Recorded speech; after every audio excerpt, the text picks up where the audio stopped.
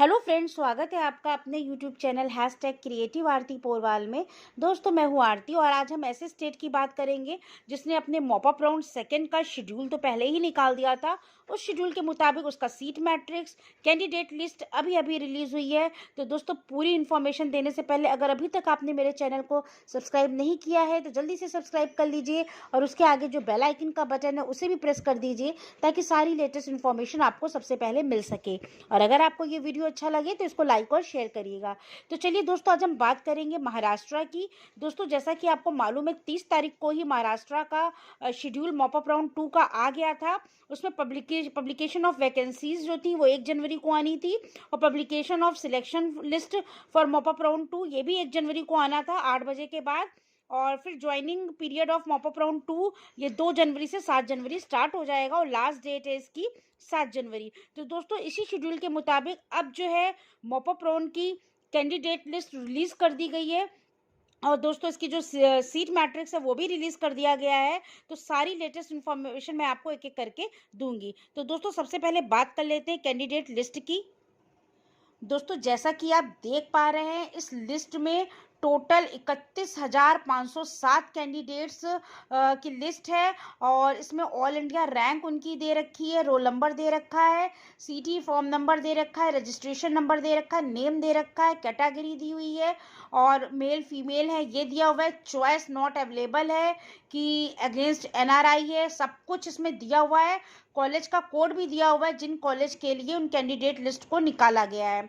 तो दोस्तों, ये पूरी जो है बहुत लंबी लिस्ट है, 701 पेज की लिस्ट है। इसको आप महाराष्ट्र की जो ऑफिशियल वेबसाइट है उस पर देख सकते हैं, उससे डाउनलोड भी कर सकते हैं और इसमें ऊपर पूरा साफ साफ लिखा हुआ है, admission to health science courses NEET UG 2020-21 selection list only for MBBS BDS mop up round 2। ठीक है, ये अभी अभी आई हुई है और इसमें last date of joining the respective college, जैसा कि कॉलेज हर कैंडिडेट के नाम के आगे उसको जो कॉलेज है जहाँ पर उसको ज्वाइन करना है वो दिया हुआ है, वो 7 जनवरी है इंक्लूडिंग हॉलीडे। उसके बाद last date to fill the status retention form at college वो भी 7 जनवरी है।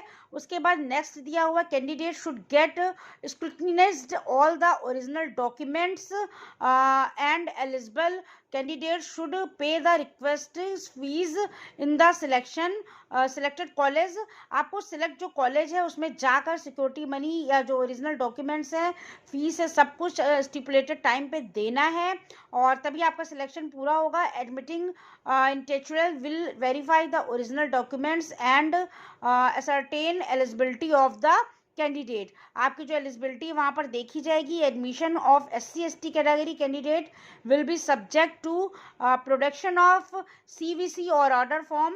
आपको दिया हुआ, जैसा हाई कोर्ट से आपको SC/ST अगर है तो उसको ऑर्डर को सिविल में जो डेटेड 20 नवंबर को जारी किया गया था वो पूरा आपको दिखाना होगा उस अपील को। तो ये सारे ऊपर थोड़े से इंस्ट्रक्शन भी दिए हुए हैं। तो दोस्तों, इस लिस्ट को पूरा आप देख लीजिए, इसमें किस किस का नाम है और अपने नाम के अकॉर्डिंग जिन जिन का नाम है मुझे कमेंट बॉक्स में ज़रूर बताइएगा कि किन किन कैंडिडेट्स को सिलेक्ट किया गया है। तो ये जो आपकी स्टार्ट हो जाएगी 1 है 2, इसके बाद कल से आपकी ये स्टार्ट हो जाएगी काउंसलिंग। तो आपको रिस्पेक्टिव कॉलेज में पहुंचकर अपना काउंसलिंग करा लेना है। और इस लिस्ट के अलावा all the candidates who have join to MBBS BDS course admitted by state common entrance test cell Maharashtra state Mumbai and pursuing the course should note that if he or she wish to resign the course cancel the admission can resign cancel on or before 7 January. तो जितने भी candidates की list निकाली गई है, अगर वो अपना एडमिशन नहीं लेना चाहते हैं जिस कॉलेज में, तो वो 7 जनवरी के पहले उस सीट को रिज़ाइन कर दें। If a candidate cancels after the date तो पेनाल्टी उसको लगेगी। अगर आप 7 जनवरी के बाद उसको रिज़ाइन करते तो आपको पेनाल्टी भी लग सकती है। और पेनाल्टी क्या है वो भी समझ लीजिए।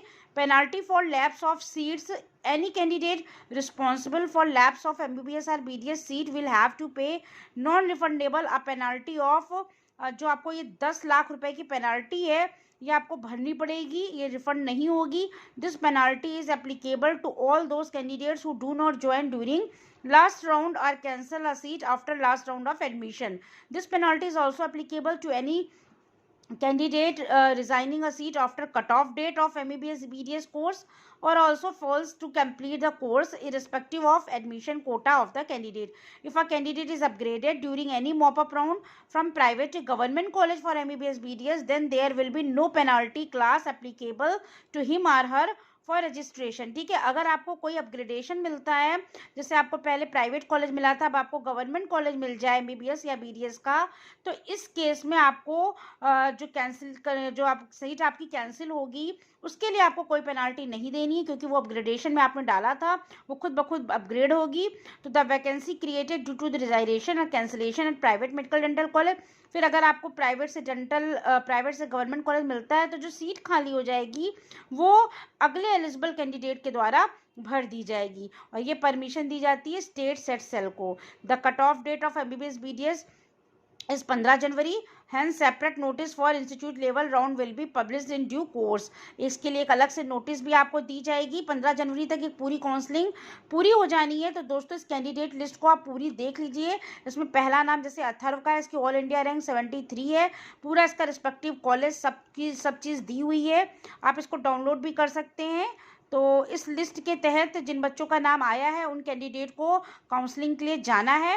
इसके सीट मैट्रिक्स की भी पूरी दी हुई है, सीट मैट्रिक्स भी दिया हुआ है.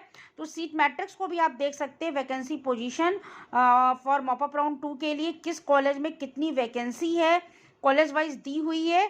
तो इसके लिए मैं आपको अलग से एक वीडियो बना के दे दूँगी. इसके लिए आप परेशान मत होइएगा. फिलहाल आप इस वीडियो में इतना ही. अगर आपको ये वीडियो अच्छा लगा हो तो इसको लाइक और शेयर करिएगा और मेरे चैनल को सब्सक्राइब करिएगा. Thank you.